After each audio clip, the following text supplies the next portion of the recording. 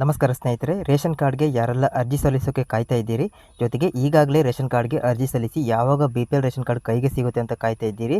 So ಎಲ್ಲರಿಗೊಂದು good news ಬಂದಿದೆ. ಜೊತೆಗೆ ಇವಾಗ ರೇಷನ್ ಕಾರ್ಡ್ಗೆ ಯಾರೆಲ್ಲ ಅರ್ಜಿ ಸಲ್ಲಿಸೋಕೆ ಕಾಯ್ತಾ ಇದ್ದೀರಿ, ರೇಷನ್ ಕಾರ್ಡ್ ಅರ್ಜಿ ಸಲ್ಲಿಸುವಾಗ ಇವಾಗ ಡಾಕ್ಯುಮೆಂಟ್ಸನ್ನು ಕೂಡ ಅಪ್ಡೇಟ್ ಮಾಡಿದ್ದಾರೆ. ಅದ್ರ ಬಗ್ಗೆ ನಿಮಗೆ ತಿಳಿಸ್ಕೊಡ್ತೀನಿ ಯಾವುದೆಲ್ಲ ಅಡಿಷನಲ್ ಡಾಕ್ಯುಮೆಂಟ್ಸ್ ಬೇಕಾಗುತ್ತೆ. ಜೊತೆಗೆ ನೀವು ಈಗಾಗಲೇ ಅರ್ಜಿಯನ್ನು ಸಲ್ಲಿಸಿದ್ದೀರಿ, ಬಟ್ ಇನ್ನೂ ಕಾರ್ಡ್ ಸಿಕ್ಕಿಲ್ಲ. ಜೊತೆಗೆ ಸ್ಟೇಟಸನ್ನು ಯಾವ ರೀತಿ ಚೆಕ್ ಮಾಡೋದು, ಅಂದರೆ ನಿಮ್ಮ ಅಪ್ಲಿಕೇಶನ್ ರಿಜೆಕ್ಟ್ ಆಗಿದೆಯಾ, ಅಪ್ರೂವಲ್ ಆಗಿದೆಯಾ ಅಥವಾ ಯಾವಾಗ ಸಿಗುತ್ತೆ ಅದನ್ನು ಸ್ಟೇಟಸನ್ನು ಯಾವ ರೀತಿ ಚೆಕ್ ಮಾಡ್ಬೋದು, ನಿಮಗೆ ಸಂಪೂರ್ಣವಾದ ಮಾಹಿತಿಯನ್ನು ಈ ವಿಡಿಯೋದಲ್ಲಿ ತಿಳಿಸ್ಕೊಡ್ತೀನಿ ಸ್ನೇಹಿತರೆ. ಹೌದು, ನಮ್ಮ ಚಾನಲ್ ನಾವು ಅಧಿಕೃತವಾದ ಮಾಹಿತಿಯನ್ನು ಮಾತ್ರ ಶೇರ್ ಮಾಡ್ತೀವಿ, ಯಾವುದೇ ಸುಳ್ಳು ಸುದ್ದಿಯನ್ನು ಶೇರ್ ಮಾಡಲ್ಲ. ಹಾಗಾಗಿ ಯಾರೆಲ್ಲ ವಿಡಿಯೋ ನೋಡ್ತಿದ್ದೀರಿ ಪ್ರತಿಯೊಬ್ಬರು ಈ ಕೂಡಲೇ ಸಬ್ಸ್ಕ್ರೈಬ್ ಮಾಡಿ. ಯಾಕಂತ ಹೇಳಿದ್ರೆ ನಿಮಗೆ ನಾವು ಅಧಿಕೃತವಾದ ಮಾಹಿತಿಯನ್ನು ಯಾವಾಗೆಲ್ಲ ಅಪ್ಲೋಡ್ ಮಾಡ್ತೀವಿ ನಿಮಗೆ ಇಮಿಡಿಯೇಟ್ ನೀವು ಅದನ್ನು ನೋಡೋಕ್ಕೆ ಸಾಧ್ಯ ಆಗುತ್ತೆ. ಹಾಗಾಗಿ ಸಬ್ಸ್ಕ್ರೈಬ್ ಮಾಡ್ಕೊಳ್ಳಿ. ಜೊತೆಗೆ ಸ್ನೇಹಿತರೆ, ಕಮೆಂಟ್ ಬಾಕ್ಸ್ನಲ್ಲಿ ಪ್ರತಿಯೊಬ್ಬರು ಹೊಸದಾಗಿ BPL ರೇಷನ್ ಕಾರ್ಡ್ಗೆ ಅರ್ಜಿ ಸಲ್ಲಿಸೋಕೆ ನೀವು ಕಾಯ್ತಾ ಇದ್ದೀರಿ ಅಂತ ಹೇಳಿದ್ರೆ ಎಸ್ ಅಂತ ಕಮೆಂಟ್ ಮಾಡಿ. ಜೊತೆಗೆ ವಿಡಿಯೋವನ್ನು ಒಂದು ಲೈಕ್ ಮಾಡಿ ಸ್ನೇಹಿತರೆ. ಯಾಕಂತ ಹೇಳಿದ್ರೆ ನೀವು ಮಾಡೋ ಒಂದೊಂದು ಲೈಕ್ನಿಂದ ನಮಗೆ ಇದೇ ರೀತಿಯ ಹೆಚ್ಚಿನ ವಿಡಿಯೋ ಮಾಡೋಕ್ಕೆ ಹೆಲ್ಪ್ ಆಗುತ್ತೆ. ಹಾಗಾಗಿ ಒಂದು ಲೈಕ್ ಮಾಡಿ ಸ್ನೇಹಿತರೆ. ಮೊದಲನೇದಾಗಿ ನಿಮಗೆ ಕಳೆದ 1 ವರ್ಷದಿಂದ ಯಾರೆಲ್ಲ ರೇಷನ್ ಕಾರ್ಡ್ಗೆ ಅರ್ಜಿ ಸಲ್ಲಿಸೋಕ್ಕೆ ಕಾಯ್ತಾ ಇದ್ದೀರಿ, ಸೊ ಅವರಿಗೆ ಗುಡ್ ನ್ಯೂಸ್ ಬಂದಿದೆ.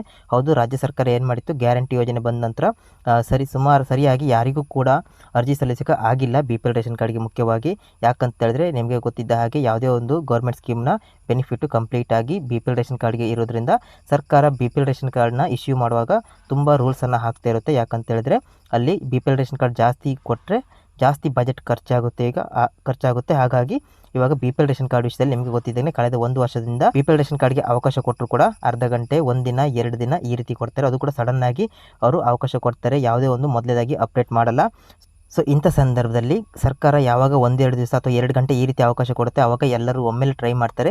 ಇದರಿಂದ ಸರ್ವರ್ ಸಮಸ್ಯೆ ಬರುತ್ತೆ, ಯಾರಿಗೂ ಕೂಡ ಸರಿಯಾಗಿ ಅಪ್ಲಿಕೇಶನ್ ಹಾಕೋಕ್ಕಾಗಲ್ಲ. ಸೊ ಕಳೆದ 1 ವರ್ಷದಿಂದ 3-4 ಬಾರಿ ಅವಕಾಶ ಕೊಟ್ಟಿದ್ರು. ಸೊ ಎಲ್ಲ ಸರ್ತಿ ಇದೇ ರೀತಿ ಸಮಸ್ಯೆ ಬಂದಿರುವಂಥದ್ದು. ನಿಮಗೆ ಗೊತ್ತಿದ್ದಾಗೆ ಸರ್ವರ್ ಸಮಸ್ಯೆ ಬರುತ್ತೆ. ಯಾಕಂತ ಹೇಳಿದ್ರೆ ಕೇವಲ ಕಡಿಮೆ ಕಾಲಾವಕಾಶ ಇರೋದ್ರಿಂದ ಎಲ್ಲರೂ ಒಟ್ಟಿಗೆ ಟ್ರೈ ಮಾಡ್ತಾರೆ, ಆವಾಗ ಸರ್ವರ್ ಸಮಸ್ಯೆ ಬರುತ್ತೆ. ಈ ರೀತಿಯಂಥ ಸಮಸ್ಯೆ ಕಳೆದ 1 ವರ್ಷದಿಂದ ಆಗ್ತಿರುವಂಥದ್ದು. ಸೊ ಕೆಲವೊಂದು ಏನು ಮಾಡಿದ್ರು, ಮೆಡಿಕಲ್ ಎಮರ್ಜೆನ್ಸಿ ಅಂತ ಕೊಟ್ಟಿದ್ರು.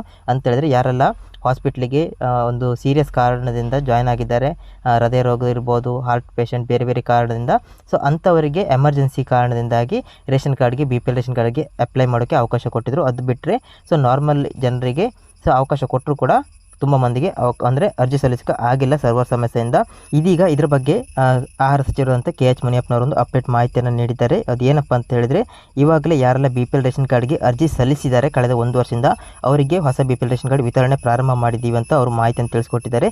ಈಗಾಗಲೇ ಒಂದು 50% BPL ರೇಷನ್ ಕಾರ್ಡ್ ವಿತರಣೆ ಆಗಿದೆ. ಉಳಿದವರಿಗೆ ಸೆಪ್ಟೆಂಬರ್ 15 ಒಳಗೆ ನಾವು ವಿತರಣೆ ಮಾಡ್ತೀವಿ. ಒಮ್ಮೆ ಎಲ್ಲರಿಗೂ ಹೊಸ BPL ರೇಷನ್ ಕಾರ್ಡ್ ವಿತರಣೆ ಮಾಡಿದ ನಂತರ ಮತ್ತೆ ರಾಜ್ಯದಲ್ಲಿ BPL ರೇಷನ್ ಕಾರ್ಡ್ಗೆ ಅರ್ಜಿ ಸಲ್ಲಿಸೋಕ್ಕೆ ಅವಕಾಶ ನೀಡ್ತೀವಿ ಅಂತ ಹೇಳಿದ್ದಾರೆ.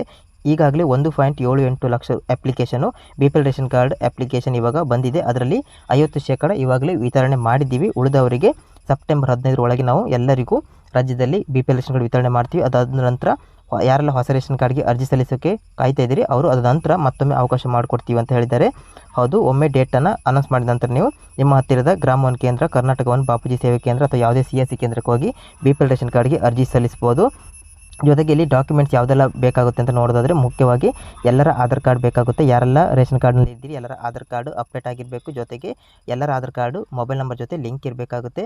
ಜೊತೆಗೆ ಹೇಳಬೇಕಂತ ಹೇಳಿದರೆ 6 ವರ್ಷದ ಒಳಗಿನ ಮಗುವನ್ನು ಸೇರಿಸಬೇಕಂದ್ರೆ ಅದರ ಮಗುವಿನ ಜನನ ಪ್ರಮಾಣ ಪತ್ರ ಬೇಕಾಗುತ್ತೆ. ಜೊತೆಗೆ ಪೋಷಕರ ಆಧಾರ್ ಕಾರ್ಡ್ ಕೂಡ ಬೇಕಾಗುತ್ತೆ. ಜೊತೆಗೆ ಇತ್ತೀಚೆಗೆ ತೆಗೆದ ಭಾವಚಿತ್ರ ಬೇಕಾಗುತ್ತೆ. ಜೊತೆಗೆ ಜಾತಿ ಪ್ರಮಾಣ ಪತ್ರ, ಆದಾಯ ಪ್ರಮಾಣ ಪತ್ರ, ಯಾರ್ದಾದ್ರೂ ಒಬ್ಬರು ಆದಾಯ ಪ್ರಮಾಣ ಪತ್ರ ಕೂಡ ಇಲ್ಲಿ ಬೇಕಾಗುತ್ತೆ. ಸ್ನೇಹಿತರೆ, ಇನ್ನು ಅಪ್ಲಿಕೇಶನ್ ನಿಮಗೆ ಸೆಪ್ಟೆಂಬರ್ 15 ನಂತರ ಸಿಗುವ ಬಗ್ಗೆ ಮಾಹಿತಿ ನೀಡಿದ್ದಾರೆ. ಕೆಲವು ಏನು ಮಾಡ್ತಾರೆ, ದಿಢೀರನೇ ಅವಕಾಶ ಮಾಡಿಕೊಡ್ತಾರೆ. ಅಂಥ ಸಂದರ್ಭದಲ್ಲಿ ನಿಮ್ಗೆ ನಾವು ಅಪ್ಡೇಟ್ ಮಾಡ್ತೀವಿ.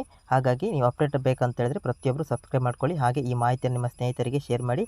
ಯಾವಾಗ ನಿಮಗೆ ಇದ್ರ ಬಗ್ಗೆ ರೇಷನ್ ಕಾರ್ಡ್ ಬಗ್ಗೆ ಅಪ್ಡೇಟ್ ಮಾಹಿತಿ ಬರುತ್ತೆ ನಿಮಗೆ ಮತ್ತೊಮ್ಮೆ ವಿಡಿಯೋ ಮಾಡಿ ತಿಳಿಸ್ಕೊಡ್ತೀನಿ.